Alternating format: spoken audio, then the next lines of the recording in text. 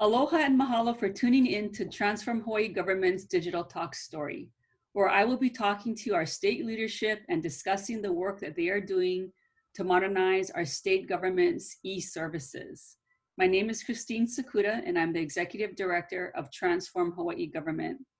Today on the call, it's my pleasure to have Curt Otaguro, the Comptroller for the state of Hawaii. So let's jump right into it. Curt, please tell us a little bit about yourself and what you do. Good afternoon, Christine, and thank you for this opportunity to chat for a bit. It's been a little over a year, actually almost going on 2 years now since I've joined the state of Hawaii as state comptroller. I've been very fortunate to have another career in banking over 37 and a half years with a local bank. But I decided that this opportunity to work for Governor Ige was something I could not pass up.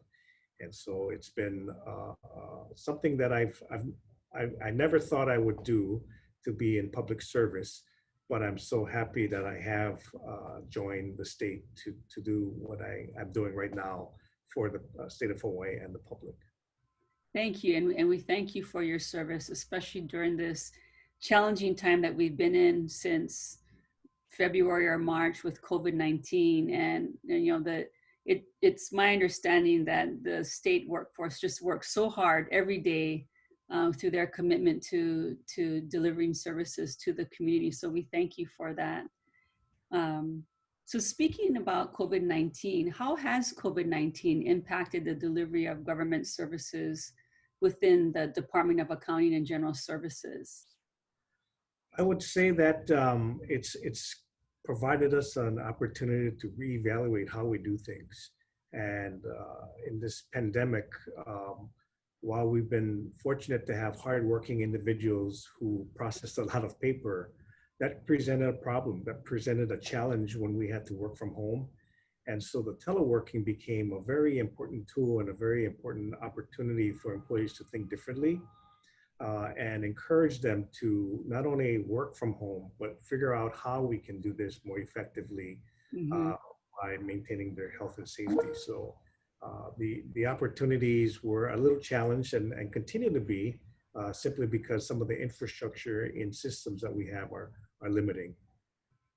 Well, thank you for that. And speaking of the infrastructure, are there big priorities that you have coming up in the near future, in the next year or two, that maybe help to bolster up the infrastructure and make it a little bit more solid so that the government's able to respond better to community needs?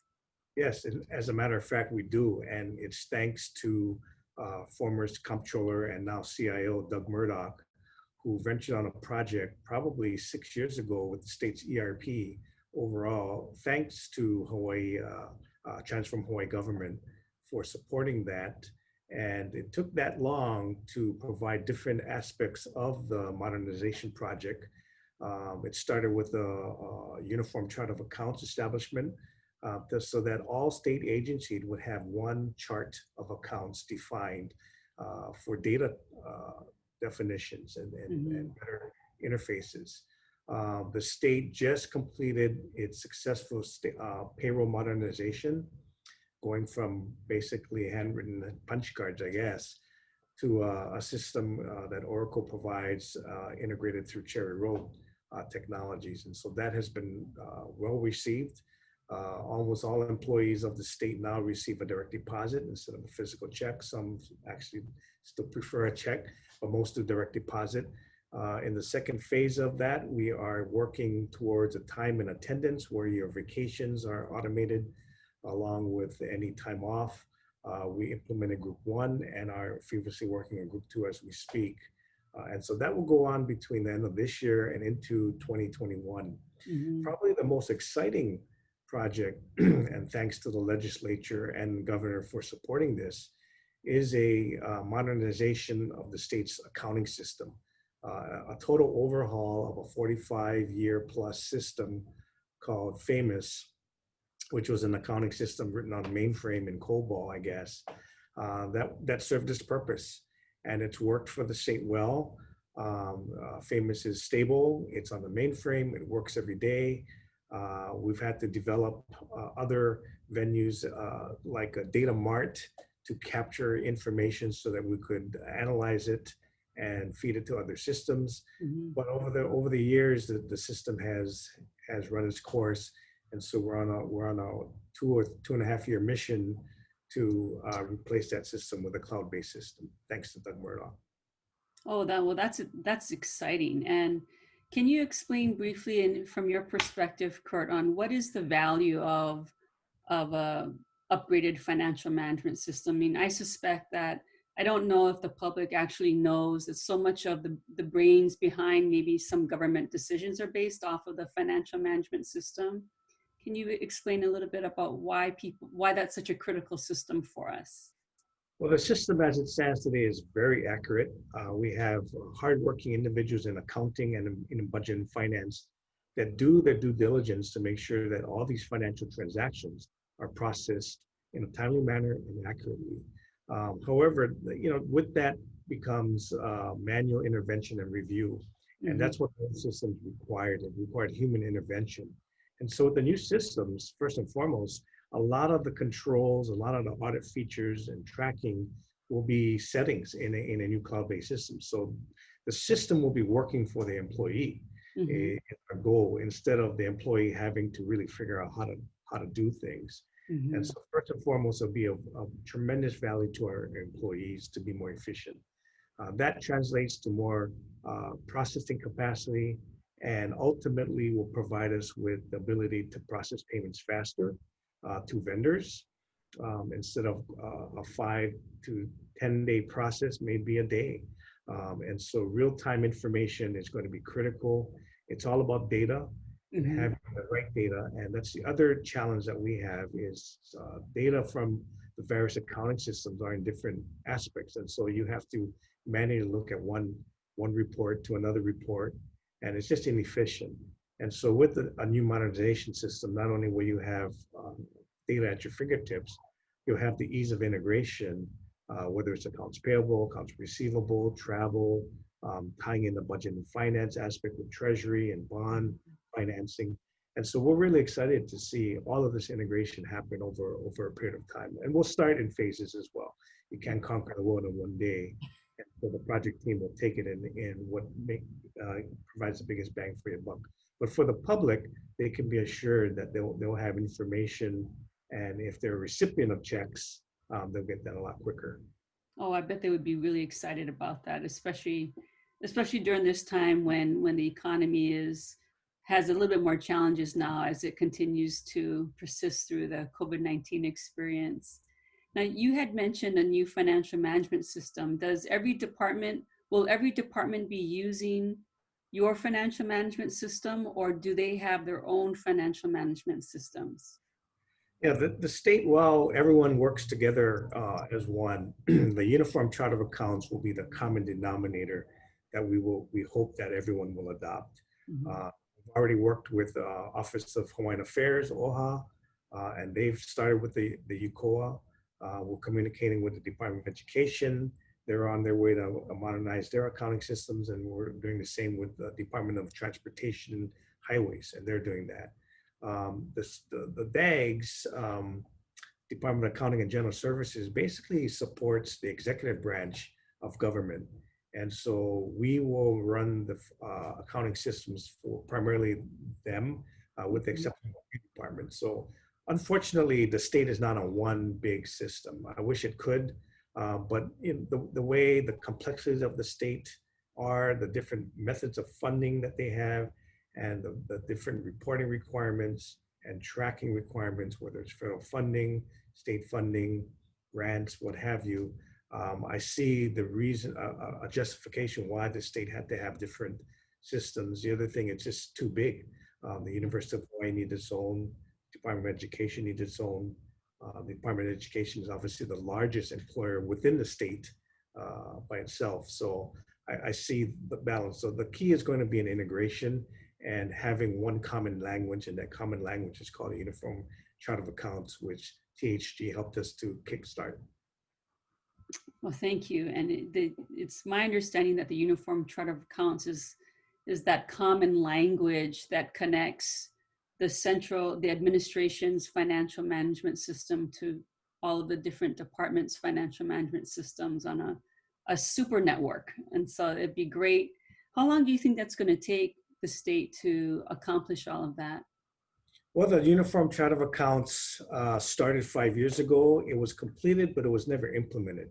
And so Mm-hmm. we had the benefit of putting the finishing touches on that just this past over the last year, and culminated in the completion just this month, as a matter of fact.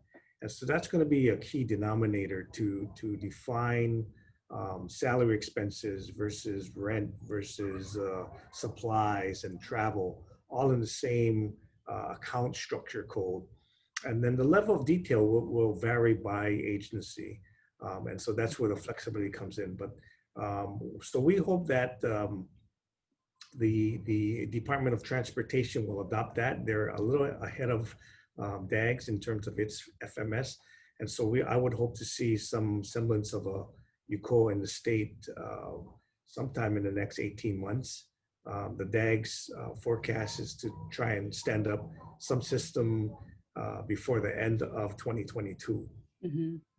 Well, we're really looking forward to that. And as you continue along in that journey, is there anything that you'd like to share with the community that they may not know about that big modernization effort? Well, you know, in Department of Accounting and General Services, it's a very diverse type of unit, ranging from not just accounting, that's just half the department's name. Mm-hmm. We also have other activities that drive some of the largest state construction projects in public works. And so the integration of the accounting system with what we do in terms of building, whether it's a new state hospital, renovating of the prison systems, building a veterans home, and soon to be, if we can get the legislation passed, to build a new stadium. Mm-hmm. These construction projects deal in millions and hundreds of millions of dollars. So keeping track and the accountability for that by the various bond funding is going to be just as critical. And so there's a lot of different moving parts in terms of that. The state procurement office is also under DAGS, is an attached agency, and the e-procurement of what we buy in supplies is also a key integration piece to that. So the accounting system is clearly just a nucleus. There's a lot of other moving parts in the state that I'm very excited to see us moving on. And so the culmination of working as a team will be very important. Oh, great. And we wish you and the rest of the executive branch in particular the best of luck with that, as we know, modernization efforts and transformation efforts can be, very time consuming and challenging, but with your leadership, I'm sure we'll hit the finish line. A great partnership with THG, and we really appreciate the guidance.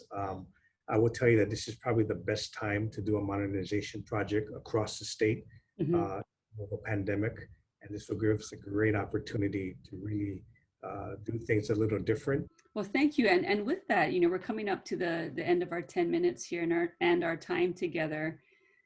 Since you mentioned Transform Hawaii Government, the mission of THG is to advocate for an open, transparent, and accountable government.